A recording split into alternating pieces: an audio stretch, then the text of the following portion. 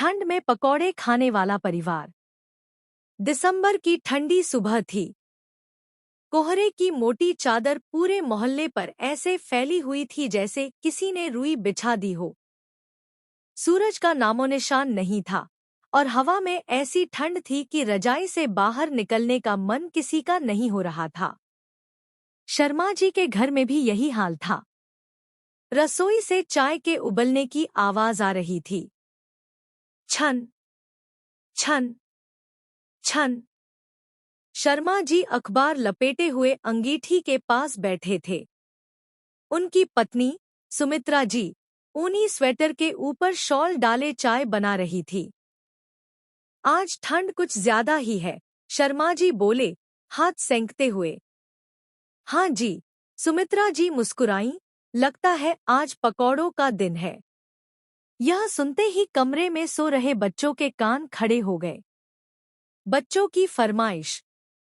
बड़ा बेटा रोहन रजाई के अंदर से ही चिल्लाया, मम्मी, अगर पकौड़े बनेंगे तो मैं सबसे पहले उठ जाऊंगा। छोटी बेटी गुड़िया भी पीछे नहीं रही। और मैं चाय नहीं, गरम गरम चॉकलेट पीऊंगी।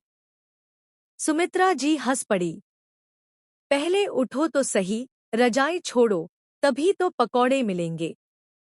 लेकिन असली समस्या तब आई जब पता चला कि बेसन बहुत कम बचा है। मोहल्ले की दौड़। कोई बात नहीं, शर्मा जी बोले, मैं अभी दुकान से ले आता हूँ। ठंड इतनी थी कि बाहर निकलना किसी युद्ध से कम नहीं लग रहा था।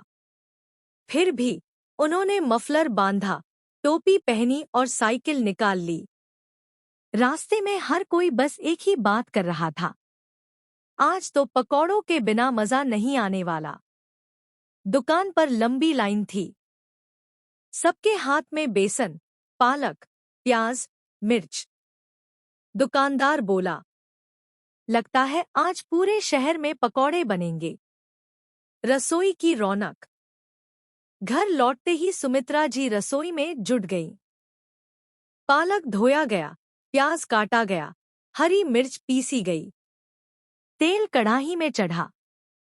जैसे ही पहला पकौड़ा तेल में गया, छनन्नन, पूरे घर में खुशबू फैल गई। गुड़िया दौड़ती हुई आई, मम्मी, खुशबू आ रही है। रोहन ने मोबाइल बंद कर दिया। अब असली एंटरटेनमेंट शुरू हुआ है। परिवार का साथ। थोड़ी देर में पकौड़ों की प्लेट तैयार थी। पालक के, प्याज के, आलू के, साथ में हरी चटनी और गरम गरम चाय। सब लोग छत पर धूप की आस में बैठे।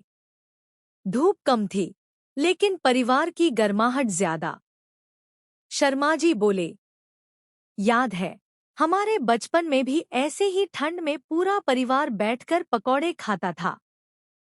सुमित्रा जी ने कहा, तब चीजें कम थी, लेकिन खुशी बहुत थी। बोला, अब सब कुछ है, पर टाइम कम है। यह सुनकर सब थोड़ी देर चुप हो गए। एक खास फैसला। गुड़िया ने मासूमियत से कहा, तो हम हर संडे पकौड़े खाएंगे ना? शर्मा जी मुस्कुराए, क्यों नहीं? इसे पकौड़ा संडे बना लेते हैं। सब हंस पड़े। उस दिन ठंड उतनी नहीं लगी, क्योंकि जब परिवार साथ हो, गरम पकौड़े हों और दिल में अपनापन हो, तो सर्दी भी हार मान लेती है।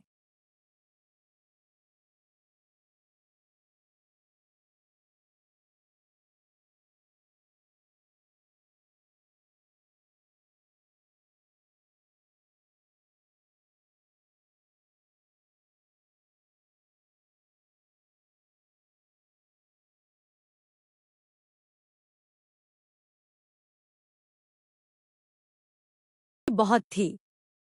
रोहन बोला, अब सब कुछ है, पर टाइम कम है। यह सुनकर सब थोड़ी देर चुप हो गए। एक खास फैसला। गुड़िया ने मासूमियत से कहा, तो हम हर संडे पकौड़े खाएंगे ना? शर्मा जी मुस्कुराए, क्यों नहीं, इसे पकौड़ा संडे बना लेते हैं। सब हंस पड़े। उस दिन ठंड उतनी नहीं लगी, क्योंकि जब परिवार साथ हो, गरम पकौड़े हों और दिल में अपनापन हो, तो सर्दी भी हार मान लेती है।